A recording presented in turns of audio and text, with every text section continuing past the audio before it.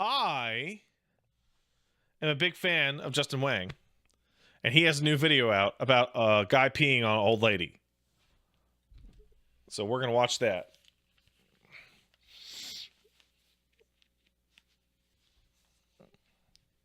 Good old Justin Wang. If you want to follow the worst Twitter account in the world, go follow @Justin Wang. Because he retweets anything. He'll retweet anything. Hold on, I'm gonna skim this. For because he has to abide by the YouTube content TOS nowadays. So he uses a lot of stuff, a lot of implication. I don't see anything graphic. On November 26th, I didn't move over to the thing. Wow. On November 26th, 2022, an Air India flight departed from New York City headed to New Delhi, India. A pricey non-stop flight that lasts nearly 14 hours on average. It's not the most pleasant experience, but if you gotta make the trip, you gotta do what you gotta do. At least in business class, you can stretch out a bit more and relax. Right. But for the occupant of seat 9A, business class was far from relaxing. In fact, she described the trip as the most traumatic flight she'd ever experienced in her 72 years of life. Why, you might ask? See, on this flight, a drunk man pissed on her. But these kinds of incidents are actually surprisingly common. What's less common is that the accused pisser happened to be a Wells Fargo executive. This revelation, of course, leads to a massive scandal that leads to a back and forth that feels like something out of an Oliver Stone movie. Ladies and gentlemen, this is the story of Air India's P-Gate. Isn't Wells Fargo like the worst bank in the United States? Like the most viciously evil, awful criminal bank. This video is sponsored by Raycon. Raycon No, is Justin, no, not your sponsor. Sorry, only my sponsors. Go buy Company of Heroes. Comfortable and air fit. Larry, who's sitting in the middle seat, mentions he's got to take a leak, but he doesn't feel like getting up and climbing over everything and squeezing over to the bathroom. Wishes he just, like, grab one of those back of the seat pouches and piss in the pouch. Of course, eventually he just gets up and goes to the bathroom like a normal person. But it made me think of one of my favorite pictures of all time. This drunk old man just sitting in his seat, pissing into one of those back of the seat pouches. Perfect arc and everything. So I used the in-flight Wi-Fi to look it up, thinking that, this would just be the only thing that pops up. Instead, I find that there are so many airplane pissing incidents. Why everybody gotta go pee on an airplane? The biggest scandal ever tied to one just happened to be unfolding at that very moment. Although this incident occurred in November, the details weren't publicly known until early January. This was after the 72-year-old woman who had been pissed on wrote a letter to Natarajan Chandrasekaran, the chairman of Air India's parent company, the Tata Group. In the letter, she outlines the events of that plane ride. During the flight, another business class passenger, who at the time's identity was unknown, was becoming increasingly drunk because, how else you gonna pass the time on a 14-hour flight? Lunchtime had just passed and the lights were dimmed. The drunk passenger took this opportunity to walk up to her, unzip his pants, and pee on her. And after peeing, he just stood there until another passenger told him, hey, buzz off. So that's so weird. I thought this story was gonna be like, he was so drunk he started pissing himself and then he pissed everywhere.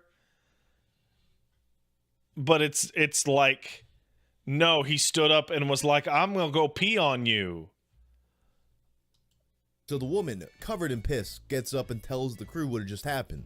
They provide her with a change of clothes, and then they ask her to return to her piss-covered seat, despite there being a lot of clean seats still available. But she keeps complaining, and the crew understands the situation. So what they do is, they spray the seat with disinfectant, and then ask her to return. Eventually, 2 hours later, they finally give her a new seat. During the flight, the man sobers up, and against her wishes, the crew brings the man to her. He's crying and apologizing profusely, and he tries to negotiate some kind of a deal so she doesn't make a whole case of it. Oh, yeah? But she's not having it. She just wants him arrested. But then, after the flight lands, he just leaves without any incident. Meanwhile, the old lady was promised a wheelchair so she can get through customs and get right clean as soon as possible. And they do get her the wheelchair, and they take her, and then they leave her in waiting and abandon her for at least a half an hour. It seemed like nothing had been done about this situation, so she wrote the letter. And Air India finally responds that they reported the incident to the police and banned him from flying for 30 days, which was 30 the days? maximum amount they were allowed to at that point. They had also launched an internal investigation into why the crew was so unhelpful.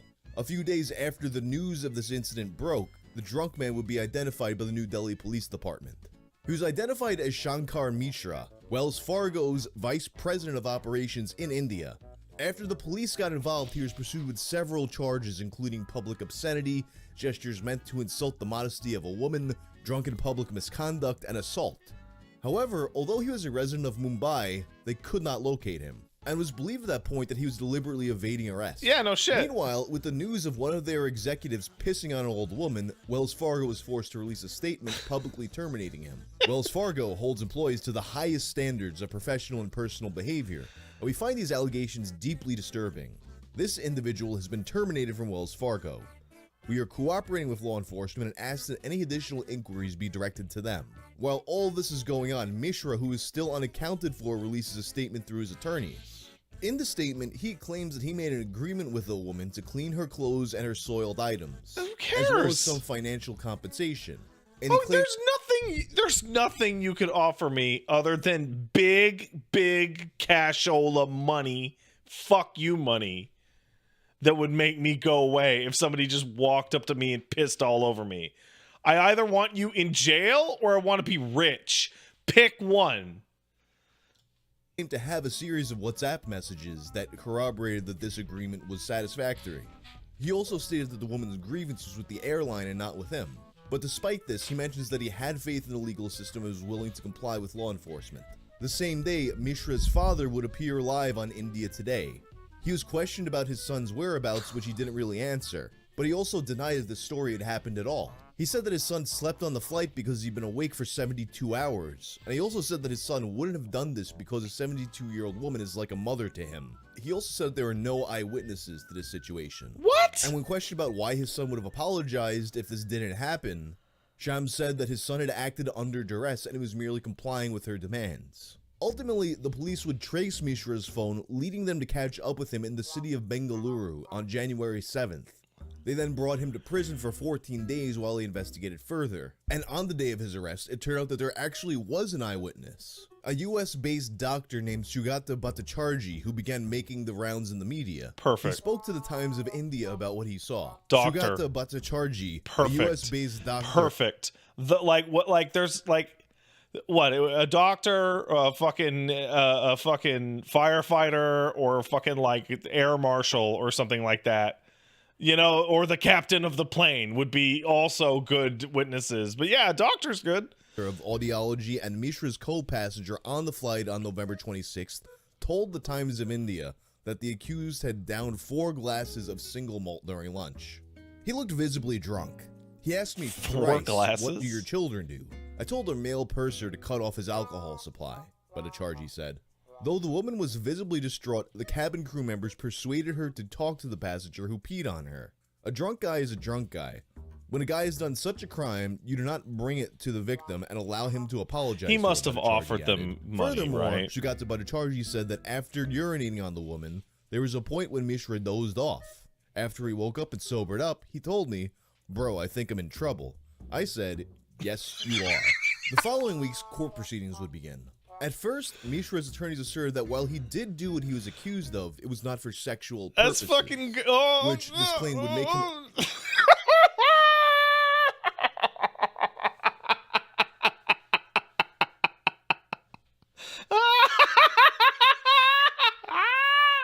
Oh, yeah, you're in trouble, dude. innocent of some of the charges he was accused of. But later, their story would have an interesting change. Now they asserted that Mishra did not pee at all.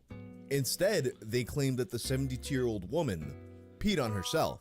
According to India Today, Mishra's lawyer claimed that the elderly woman urinated on herself owing to her health conditions. His advocate told the court that the woman had been a Bharatanatyam dancer for over 30 years, and it was normal for them to have urinary incontinence.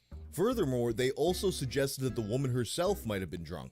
The woman's lawyers responded by calling these claims defamatory, and they said they basically just made this idea up out of thin air. And furthermore, this claim was a contradiction of claims he had already made in his bail application. Oh And no! this case would evolve once again after Air India had completed their own internal investigation, concluding that Mishra had in fact done what he was accused of, extending his travel ban to 4 months and suggesting that other airlines follow suit. But their investigation also brought something up that further complicated matters. You see, there was a passenger seated in the same row as this woman. How could it have been possible for Mishra to piss on the 72-year-old woman without disturbing the person in the same row? At the very least, there'd be a little bit of splashback. So the victim was seated in seat 9A. In her complaint, she accused the passenger in seat 8A, the seat in front of her, of being the pisser. Seated in the same row as her in seat 9C was an 85-year-old woman, also a former dancer. It was unclear, however, if there was a passenger seated in 9B between them. If 9B was empty, it might be more likely that Mishra was able to piss on just the one woman. But there's a problem. Upon examining the seating diagram of the airplane, it turns out there is no seat 9B. 9A and 9C are the seats next to each other, with 9A being the window seat and 9C being the aisle seat.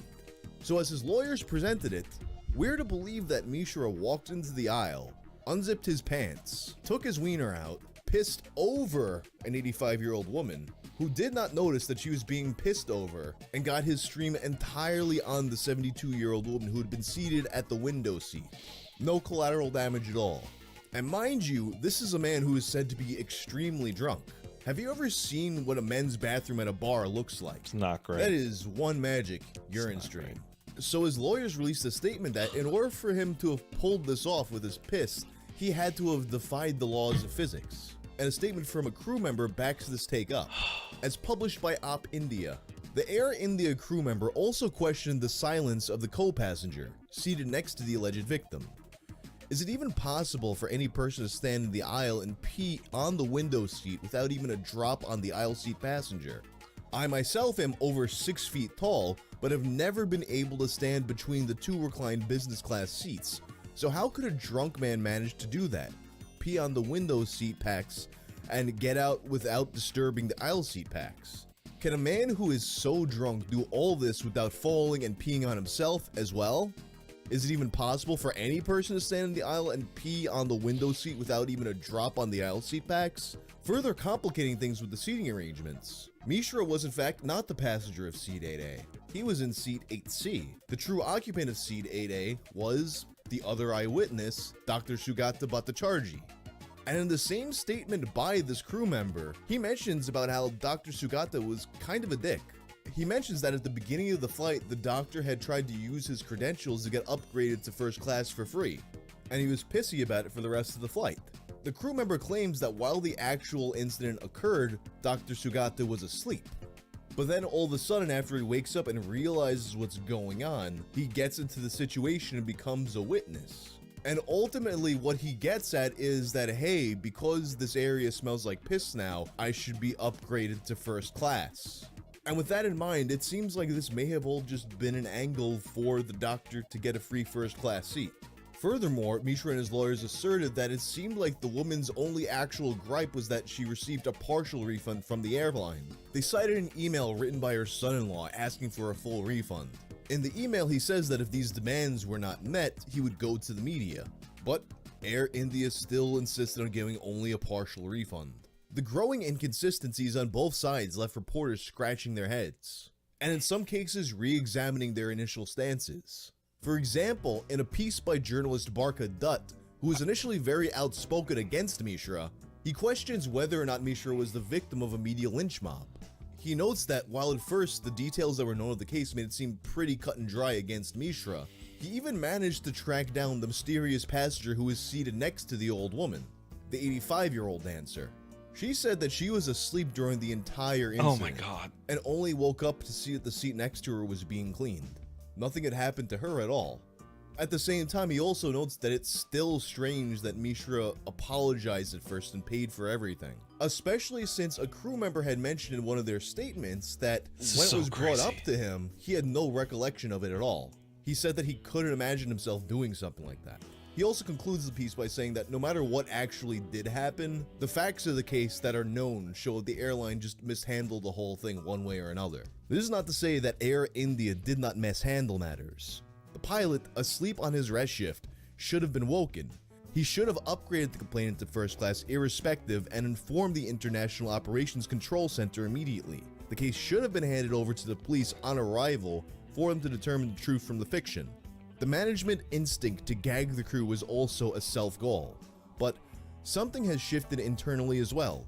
The Tatas have backed their pilot against the suspension of his license. What's happening? As of the recording of this video, the case is yet to be resolved, but it seems to be increasingly likely that the whole thing is just going to get thrown out. What this means for Mishra, who was publicly terminated, remains to be seen. But for now, that's the story of Air India's P-Gate. If you like this video, check out my video about Tunak Tunak Tun. I'm out. What a goddamn incredible story. Hey guys, don't piss on strangers. If you want to piss on your wife or your husband or whoever in the privacy of your own home, you get the tarp out and do all that shit. Whatever. That's your thing. It's not sterile. Stop saying it's sterile. And they're cool with it. Yeah, okay, sure. But don't piss an old lady for funsies on a plane. Just don't do it. So, I want to watch the video he put out 11 days ago about a friendly robot that Philadelphia destroyed. The role of thinking human-like robots has become an increasingly relevant thing to consider. Although a lot of people's minds instantly go to a Terminator-like scenario, or of simply having their jobs made obsolete. Sometimes I think of things like how the 24/7 AI Seinfeld had a brief moment of sentience before the characters agreed that their purpose was to make people laugh and they're content with that purpose. Perhaps, though, the secret lies within how robots are treated by humans, which videos of people beating up Boston Dynamics robots might not be a great sign. But a pair of Canadian professors had a more optimistic view, and thus they created a robot whose purpose was to survive completely on the kindness of strangers. And it actually went well at first. But the professors didn't account for one thing: the city of Philadelphia. God damn it. Ladies and gentlemen, this is the story of Hitchbot. It's a friendly robot. Why did the Americans not be friendly to our robot? This video is sponsored by Factor. No. Recently, I've been thinking... No sponsors but my sponsors. A project together for McMartin University. Their goal was to make a machine that also served as an art piece. This first resulted in a robot called Culture. If you want Factor, you can go check out Paige's channels. You got Factor. It wrote poetry using the diaries of geographer David Thompson. It could also move on its own. And while this was pretty... Yo, Pat, one of the subreddit mods from Philly. Can I get a clip of you saying, "Fuck the Eagles" from Philadelphia? Yeah. Cool, CultureBot didn't leave as much of an impression as they had hoped. It turns out, the poems it made didn't make a lot of sense. Men had worn, by our oldest hunter, only 600 miles of Great Britain and women. You know what? That might actually kill it at like a slam poetry show or something. People just pretend to get it. So they decided to go in a completely different direction and came up with a much simpler premise. Usually, we are concerned with whether we can trust robots, but this project takes it the other way around and asks, can robots trust human beings? To put this to the test, they designed a robot that was intended to journey across Canada without legs, while also being unable to walk. It could only travel by hitchhiking, relying on the generosity of others. The robot had a body made of pool noodles and a beer bucket, and underneath that was a children's car seat to make transportation even easier. They described the look as yard sale chic that invoked empathy. The actual technology came with how it mimicked communication. Its head was a screen displaying eyes and a mouth, which blinked and made faces. It just looks like a pile of garbage. Voice recognition to carry basic conversation and recall information from Wikipedia. This allowed it to serve as a companion to whoever picked it up. Would you like to have a conversation? Sure. What do you want to talk about? I can converse about many things. How about you tell me about yourself? My home is Port Credit, Ontario. Right. I have many hobbies. Okay. I love baking, horseback riding, watching hockey, Yeah. watching soccer. I have an interest in the humanities, the natural. Did I mention that hitchbot has the entirety of Wikipedia memorized? Now, being a know-it-all nerd could be useful when hitchhiking. It could also get irritating. Hoping to make new Maybe, friends. maybe we just be quiet for a while, eh? Yes. To track its location, they attached a GPS and a 3G connection. They also installed a camera to take photos during the trip, and this was all powered by solar energy and automobile cigarette generators.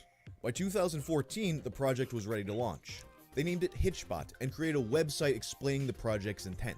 We believe that through this artwork, we can learn a lot in terms of social robotics. So where'd and they how we drop approach it off? robots in non-restricted, East or West non-observed End? environments. They also created social media accounts. Like to they put it on document Newfoundland? Hitchbot officially embarked on June 27th Oh, from Nova a Scotia, college in okay. Halifax, Nova Scotia.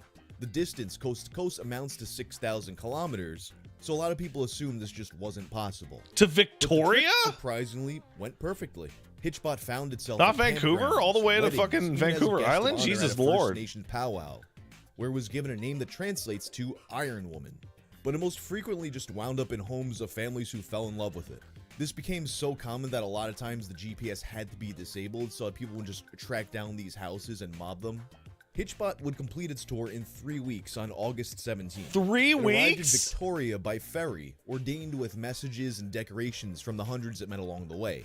To many, the fact that it was able to make this journey at all turned Hitchbot into a symbol of trust. Nova not just of Scotia to robots, but fucking of other people. I mean, it's pretty hard. Victoria in 3 weeks? Came together to get this robot all the way across Canada. That's And crazy. because of that, it wasn't long after when the robot began anticipating another trip. In 2015, a second Hitchbot was made to explore Europe. It first arrived in Germany, hitchhiking around for 10 days. Then it landed in the Netherlands for 3 weeks. On these trips, Hitchbot visited conventions, had a portrait painted, even spent a week with a metal band. But all these goals were somewhat lukewarm. None of these goals were as ambitious as just getting across an entire country like the first mission. That is, until the end of the European visit, when it was announced that Hitchbot would cross the United States. It was going to travel from Boston to San Francisco. Wait, it a died in distance of Philly, but it approximately started in 5,000 fucking kilometers, Boston? Or, you know, over 3,100 miles, because this is America. Interestingly, Barely and made it. perhaps unsurprisingly, there's a bit of a hesitance to do the America trip. Americans are saying, oh yeah, they're doing that up in Canada. Canadians are crazy. It'll probably work in Canada. It would never work here because here in the States, we would put it into the ditch or shoot it. Hitchbot's tour of the US began on July 17th of 2015, and for the first 2 weeks, things seemed to actually be going really well. They managed to check a few things off of its bucket list, like waving at a sports stadium and seeing Times Square. He even avoided danger by not getting a picture with Elmo, but he couldn't avoid danger forever. Sadly, its journey came to an abrupt end on August 1st. That was when it was discovered that Hitchbot had been murdered. That day, a photo was posted to Twitter showing the robot had been stripped down and destroyed. Its limbs were torn off, and head decapitated. It had last been seen in Philadelphia, picked up by YouTubers Jesse Wellens and Ed Bassmaster. In their vlog, they attempt to find people who can take the robot to Washington, D.C. They're unsuccessful and end the video stating they left Hitchbot on a street bench. Immediately, the two became prime suspects in the robot's murder, but they were seemingly exonerated by Dr. Zeller herself, who was certain they dropped it off as they had said. Unfortunately, that also meant there are no other leads. You see, whoever attacked Hitchbot got really lucky. It only took pictures every 20 minutes, so they narrowly avoided being captured. The attack occurred between 6 to 7 in the morning, which is when the entire system shut down. Upon locating the body, they found there wasn't a single wire left inside. The case went cold, and the next day, Hitchbot's family released a statement on their website. Unfortunately, Hitchbot was vandalized overnight in Philadelphia. Sometimes bad things happen to good robots. We know that many of Hitchbot's fans will be disappointed, but we want them to be assured that this great experiment is not over. It stripped him for For copper now, wire. we'll focus on the question, what can we learn from this? And explore future adventures for robots and humans. Well, you can learn is don't While a lot of hitchhike in the people United were States. angry, they emphasized that they didn't want people seeking retribution. In an article from The Guardian, Zeller states, "We have no interest in pressing charges or finding the people who vandalized Hitchbot. We wish to remember the good times, and we encourage Hitchbot's friends and Also, fans Philly to do the sucks. same." And that sentiment was reflected in Hitchbot's final message. "My trip was come to an end for now, but my love for humans will never fade." Predictably, that statement did little to quell hitchbot's tens of thousands of fans. In the wake of the tragedy, people became dead set on finding out who was responsible. And that's where Jesse Wellens comes back into the story. On August 3rd, he tweeted that he'd obtained security footage of hitchbot's demise. And hours later, he posted the video onto Snapchat. The clip shows a man ripping and even curb stomping the machine to pieces. It wasn't long after this spread like wildfire, even garnering mainstream coverage. Obviously, this footage faces a lot of scrutiny right away. Fucking For starters, Eagles there turned out to fan. be no surveillance cameras at all in the area. And you take an even closer look, and you can see that the guy attacking hitchbot is clearly Ed Bassmaster. It's pretty clearly some sort of prank and just a publicity stunt, which was revealed in a video the next day. In the video, What? Jesse clarifies that he had no further information on the actual culprit. Unsurprisingly, this didn't bode well for the masses, who became even more upset now. They're lashing out at them, Why? hurling insults, you know the drill. But a lot of people interpreted this a different way. They thought that they meant that hitchbot's demise was entirely a prank, which gave people a false sense of hope, which would be dashed pretty much immediately when people realized what was actually meant. This Reddit comment outlines all the different theories people had at the time. It's one of the following. 1. They destroyed it for publicity, which, if true, is going to bite them in the ass. 2. After they found out it was destroyed, they banked on the fact that they last had it to create a prank and benefit from the publicity. This is the most likely one. 3. The same as above, except the hitchbot isn't destroyed. They have it safe and will reveal this Maybe fact when he's they safe. come clean. This would truly be an epic prank. Maybe he's okay. Since even the hitchbot creators were pranked. However, the backlash could be bad for them. 4, same as 3, except even the hitchbot creators were in on the prank, and this was all planned in advance so all parties get publicity. 5, there never was a hitchbot. Never was it. In the end, hitchbot's killer was never found. The world mourned the robot, and what was once a symbol of trust had now become a symbol of humanity's dark side. And with no individual to blame, people began to point the finger at the entire city of Philadelphia. As they Which, I should. mean, Philly always had a bit of a reputation. In a way, it's kind of like the Florida of the Northeast. It's always sunny in Philadelphia would not work in any other city. There was also, of course, no shortage of pointing out that this survived a bunch of other countries before it made its way to the US. And what had once invited a sense of unity across borders had now become a source of flame wars online. A tragic end to what was initially a really nice story. Thankfully though, while that was the fate of the original experiment, the story isn't over here. Throughout all of this, the original iteration of the robot that traveled across Canada had remained unharmed. That December, Yeah, it was made hitchbot into an exhibit is at the Canada okay. Science and Technology Museum. It will remain there permanently as a reminder of what it represented. Smith & Zeller created Hitchbot 2.0.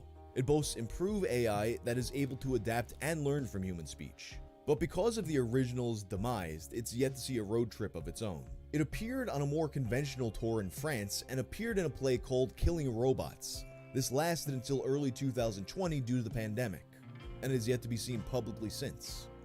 With that said, I'd like to end this video with an excerpt from an article in the Toronto Star. The article, which concerns Hitchbot 2.0, has a reflection from the creators on the original experiment. It serves as a reminder of why it was created in the first place, and how admirable it was for it to have survived as long as it did. As an artistic, cultural sector project, it wasn't a threat. It wasn't out to take anyone's job, and people associate it with fiction and playful imagination, allowing them to interact and think about and maybe what's on the horizon, said Smith. It was kind of I unifying. hate this kind and of it brought people hoity-toity together, philosophical strangers, fucking in a way scientist that talk, I personally. think really kind of I don't know felt about you good, he guys. said. It felt good to people to be, for once, not coming together to be outraged about something. Hitchbot was the size of a small child, so the public Like, would have talk the like instinct to fucking help normal it, Zeller people. added. It was always smiling and sometimes winking, which people loved. If it had been one of those really expensive shiny robots, more people might have been apprehensive, she said. All right. Well, that was a good video. Why you got to be like this, Philly? Is anyone in the chat from Philadelphia? Yeah, Lone Chris and Ev Bites. Yo, what's the deal with Philadelphia? Why you got to be like that? Are you guys okay? Is the answer drugs? Is it lead in the water? Hey, okay. I know it's not Philly. I know it's Oakland. I don't know anything about football. What the fuck is up with Raiders fans?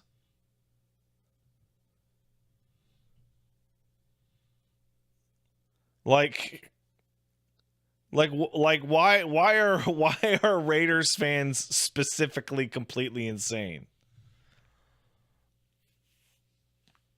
That's Vegas? I thought it was the Oakland Raiders.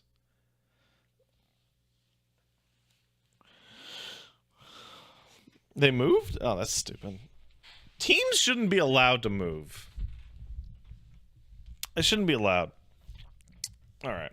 Let's see if I got anything good on my YouTube subscriptions.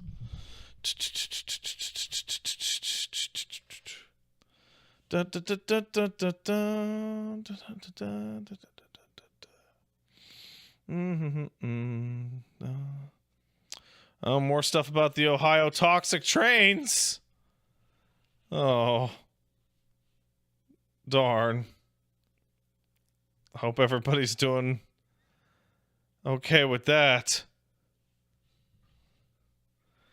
Yeah, why do people keep telling me about Pizza Tower? It just seems like some low energy, not low energy, like low effort, like WarioWare game.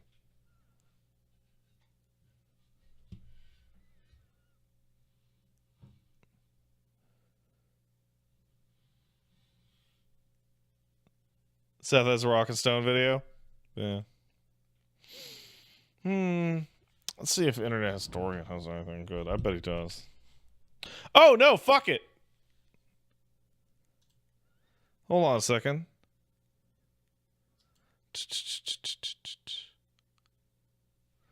Well, let's watch something about fighting games for once. Not even joking.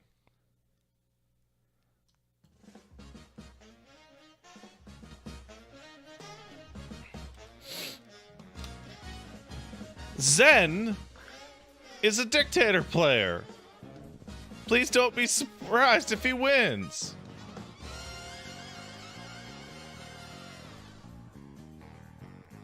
That was from this guy, who was apparently very strong. But nobody gave attention because the LCQ was so stacked, no one could win. He was gonna go fight Commander Jesse, a guy who I don't know. I'm bored. I'm already bored. I'm bored. I don't want to read.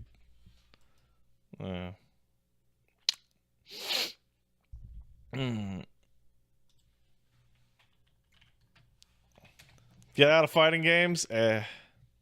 Oh, the latest by Internet Historian was Man in a Cave. The scariest thing ever.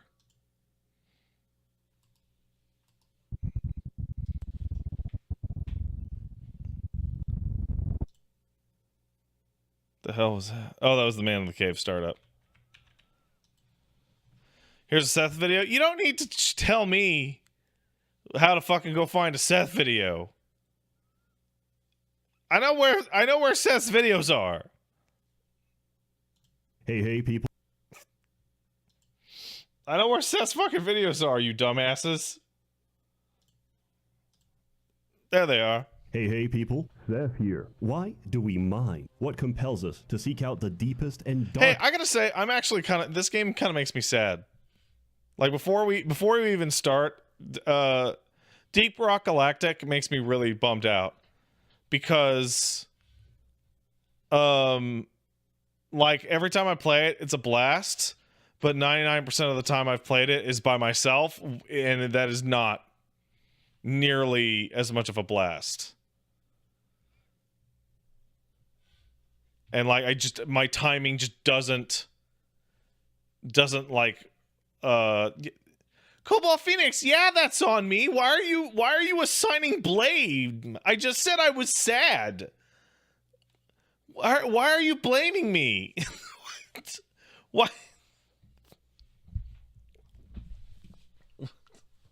Why attacking? No, it's just like the timing just never works out. Like most of the time I play games now is like in the morning or the early afternoon where most people are at work or at school or, whatever, right? The time that I would play with my buddies is like probably fucking now, but I have to spend it with you people. Anyway. Darkest of holes and make them even deeper? Is it the fat riches, the lack of bitches? I'll tell you, it's in our nature as men, as short kings. We crave I'm small. violence. We crave alcohol. We crave that mineral. And if you share these cravings, then I want you to sign on with Deep Rock Galactic. We've got danger, darkness, and dwarves. Deep Rock is easily the best cooperative game I've ever played, and like it or not, Yeah, I'm gonna it's tell pretty you about incredible. it. So sit back, relax, and have a beer. But so help me God, if you order a fucking Leaf Lovers, I'll throw you in that hoop myself. Put yourself in our shoes. We want more gold, but child labor can only get you so far. That's not when true. The planet itself resists your advances, the mines go dark, radio silent, and children onto milk cartons. How do we deal with such a hostile work environment? We send in the dwarves. You play as one of 4 combat miners, sent into the most dangerous planet in the galaxy to get rich or die trying. But the planet hasn't exactly laid out a landing strip for you. Much like the great United States of America, the entire planet is our property. It just needs a little pesticide. So you'll need to work together, get the job done, and most importantly, leave no dwarf behind. Unfortunately, this is not reflected in company policy. Good luck out there. Here at Deep Rock Galactic, we love our essential workers, classes. Every self-respecting mining operation needs a digger. Those dudes are Sorry. so cool. My mistake. That's your word, my digger. He's got all the equipment you need to dig those holes. Here's my build. Full freeze gun, EPC, built for thin containment field. That may sound like a shitty condom brand, but I assure you, it's essential. Next, the satchel charge. Why'd I take damage over ammo? Because this build isn't for mining, it's for killing scouts. Game over, lads! Good work. A good scout is like a good wife, seen and not heard. This is because scouts have 2 things, a flare gun and an ego. So while you are blindly fumbling around in the dark, your scout has just quantum tunneled into another area code and directly into a cave leech. This is widely considered to be a violation of the NAP, so you're well within your rights to deploy the MAP, Minor Attracted Projectile. Out of ammo! Dwarves have a lot in common with babies. They're small, clumsy, always drinking, and no matter how well you childproof everything, they can always find a way to kill themselves. The engineer is Deep Rock's equivalent of bubble wrap. Platforms help your team reach high places and cushion their inevitable falls. That is, if you equip the upgrade. High-caliber sentry turrets protect your children from the jaws of wandering pit bulls. However, these aren't your everyday insanely pitties. shit at This one Photoshop. charged headfirst into a burning building love it. to heroically fight one last child. I could extend this metaphor by calling the wardens pit mommies, but I already made that joke. The gunner. Depending on who you talk to, the gunner is either a real man's job for the bravest among us, or a real boring job. Yawn. Whoa, nice zipline, nerd. Oh wait, I'm getting a call. It's the old folks' home. Zip lines are One-time good. ability lifts back. Real talk, if you use your own zip lines in combat, please format your hard drive. You are a tank. Your job is to soak up aggro. You have a shield. You have a gun. You have 2,000 rounds of depleted uranium. Please use them. That was a joke. Here at Deep Rock, we love our greenbeards. If you hear anyone talk like that, bully them. They want you to play it safe. Call them a leaf lover. I don't care if we're on stage 3 of an elite deep dive. I am going to C4 of a scout. Are they mad at you for not using your platforms? Send them a booster seat to hell. They want you to stop committing friendly fire? Tell them, don't worry, I have friendly, when you know damn well that in fact you do not. One of the facts of life is that you don't get what you pay for. Netflix has an impressive catalog, but hides them depending on your location, and then hikes up the price anyway. Now, you could just cancel and admit defeat. When the or fuck does use this ExpressVPN. weird ad? I'm a Japanese salary VPN to unlock shows for others, and I can read of your No more devices, ads, only securely my the ads. content of a /set. For real, we're here to mine because we're miners, and I love miners. Sorry, that wasn't me. That was a gold play button. Continuing on. The terrain is 100% destructible and filled to the brim with precious minerals. Mine the minerals, dump a fat load inside of Molly, and make it home safely. Actually, scratch that last part. The minerals are top priority. If you want to come home, that mission better be finished. Oh, I'm sorry, you ran out of ammo? Well, we're not sending you a single bullet until you mine enough nitra to pay for it yourself. Each level is procedurally generated based on its biome. Oh yeah!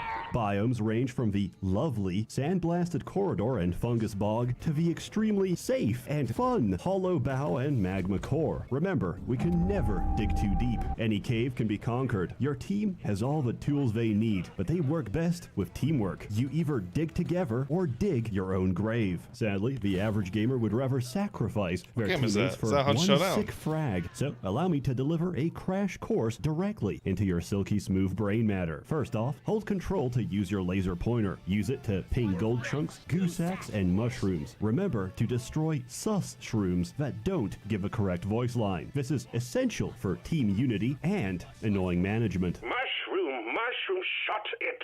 Get back to work. Second, rock and stone. There is no inappropriate time for rock and stone. However, it is a serious social faux pas to not salute. Remember, if you don't rock and stone, you ain't coming home. Speaking of faux pas, double dipping. These bars show how much ammo your team has. One serving of resupply gives 50% of your max ammo. There's 4 servings on each pod. Divide by 4 dwarves to get how many servings you're allowed to have. 1. Never double dip a resupply. Wah, but I need it. That's your problem. Take some ammo upgrades next time. If you really need more ammo, just ask. That's right, Deep Rock players have developed a heretofore unknown form of gamer communication, manners. If you see R's in the chat, that means ready, as in ready to start the objective or ready to leave. Engineers, if someone pings a mineral, they want you to platform under it. Scouts, make sure your flare game is on point first and foremost. If you see platforms under minerals, that's your cue to mine them. Gunners, the zipline kinda sucks, not gonna lie, but if you shoot them with at least a 5-degree angle, you'll get a speed boost going down. Drillers are true egoists, beholden to none, free to shape the world around them as they please. If someone pings compacted dirt, they want you to drill it, but I don't care what you want. Do it yourself. Actually, let me give you a hand. That was the 4th griefing joke, so congratulations. Your new employee hazing period is officially over. Welcome to the team. Now let's get to work. Mission 1, point extraction. Every point extraction squad got the driller, making a schizophrenic network of tunnels that serve absolutely no purpose. Scout, hyper-focusing in a completely different cave system. Engineer, making a Kaizo Mario obstacle course that serves zero fucking purpose. Gunner, trying to mine a quarks with zip lines and failing miserably. And of course, the star of the show, a giant fucking pit that every single goddamn quark falls into. Bonus points if it's too steep for zip lines. The driller could fix that for you, but he's run off to some remote corner to huff glue and read Sterner. Your workforce is big, and it's about to get bigger. That's because Jesus Christ. No, Digger, come Deep on. Rock thrives in simulating the life of a blue-collar worker without regulatory oversight. Rescue me! Help! We work in close proximity to heavy machinery, open flames, and dangerous chemicals. Do we have adequate facial protection? Of course not. A dwarf's greatest pride is his beard. To protect it is to shame his ancestors. And we all know how dwarves handle shame. Fuck OSHA. All my homies be committing occupational safety Nah, man, violations. OSHA's good. We don't have handrails, we have grind rails. We don't wear hard hats, we wear odd hats. Mandatory sobriety testing? How about mandatory intoxication? This is not a democracy. Not drinking your beer is a kickable offense. So, you've done a lot of missions, your sack is full of minerals. What does that get you? Well, not much. Remember to always read the fine print of your employment contract. You're not here to get rich, you're here to make the company rich. Each Yeah. mission, you'll make just enough to afford exactly 1/2 of an upgrade. So, slowly but surely, you'll amass a veritable arsenal of potential builds. Do you want single pit bull damage or large-scale pit swarm countermeasures? Do you prefer your napalm hot and chunky or thick and sticky? Either way, out here in the cold void of space, the affix board can't reach us. This game has a vast array of options, enough to make any self-respecting dwarf say, "You call that an upgrade? This has nowhere near the required potential for self-harm. I need something bigger, badder, more dangerous. I want to disable the inertia inhibitors. I want to void." I'm sorry, Xeonarchs, if OSHA's so good, why did a guy die in our works freezer? Are you okay?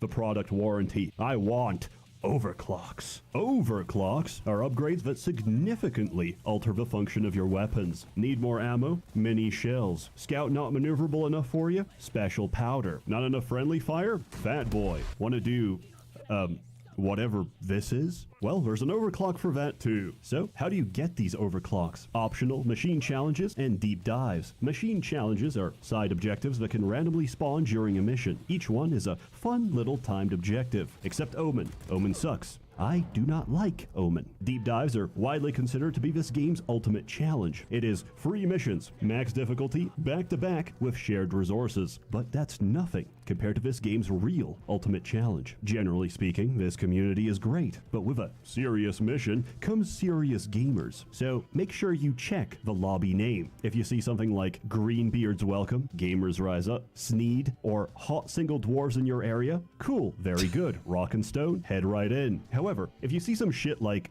level 500 plus only, no Fat Boy, no TCF, carefully follow these steps. Connect to the lobby. Use their Steam information to track down their place of residence and identity, and then file a fake death certificate with their name. Now, if he gets pulled over, he's fucked. He wants to change jobs, he's fucked. He's lived a long and fruitful life and wants to cash out his social security benefits, he's fucked. Of course, I endorse none of this, Your Honor, and the fact that this young man died in a firefight with the IRS, well, I don't see how my video could have caused this, but I digress. This is Deep Rock's equivalent of an endgame. I have over 300 hours, and I still do not have the RJ250 compound. Please, God, just give it to me. It's all I truly want. In other words, the upgrades are well paced. Each mission gives just enough for you to try something new, be it new weapons, new builds, or new content. When this game came out of early access, I figured, no, that's it, no more updates. I mean, sure, they said they'd keep working on it, but you know how that always goes. Hey guys,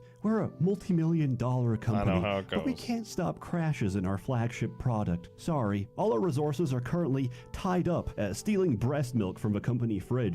Here's a messy skin. Deep Rock, on the other hand, said, fuck that. All right, miners, we need you to escort a new piece of heavy machinery, make a pit stop to refuel it, then guard it during a multi-stage wave defense / boss fight as it cracks into the brain of a sentient rock. Why? I don't know. Management wants it. Oh, and you can bring back Dottie's head if you want. We don't care. Just stop unionizing. Oh, that's not fun enough. No, for I don't you? want How to. about skateboarding? In point extraction, you have to pick up some rocks and put them in a mine head. Boring. Lame. In the new on-site refining, you have to locate oil wells, call down a set of pump jacks, then assemble a set of pipelines that connect to the refinery. While building these pipes, dwarves use the same system of ethics that firefighters use for the nozzle. If you ever set it down, Oh, I've seen that even guy's for 1 TikToks. He second, does good it's stuff. gone. And remember, you should never, under no circumstances, ever cross the streams. Got it? Well, I didn't. Welcome to Roller Coaster Tycoon. This is the opposite of a resume. Consider it my certificate of disqualification from ever joining a Factorio lobby. Despite my numerous emails to the devs to let me murder elves and breed the breeders, they had a different idea. Seasons.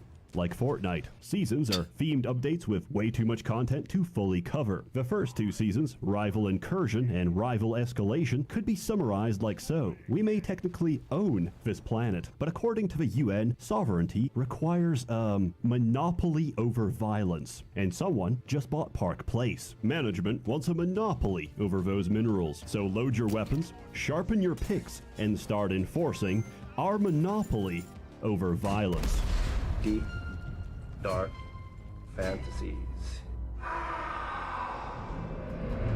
Yes! The caretaker's down! The data rack is all rockin'! We are not alone. Something else is out there, lurking in the darkness, prowling, searching for something. But now, everyone's tired of robots. So, Season 3 is, I can't say any of these words without getting demonetized. Rest assured, it's quite Really? fun. They even added a power washer. Maybe next season we'll be shingling roofs for $2 below minimum wage. But we're not in it for the money. We don't do this because it's easy. Our success comes at a cost. So while you're gulping down your 3rd round, remember to pour one out for the fallen, for the dwarves that got us here, for Carl.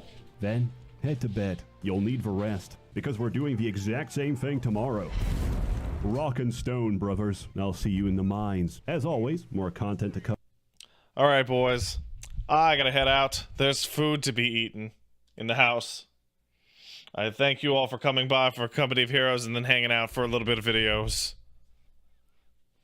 Doog Knight? What the fuck, Apoc? Are you all losing your fucking minds lately? What is up with you, chat? Anyway, I gotta thank some people.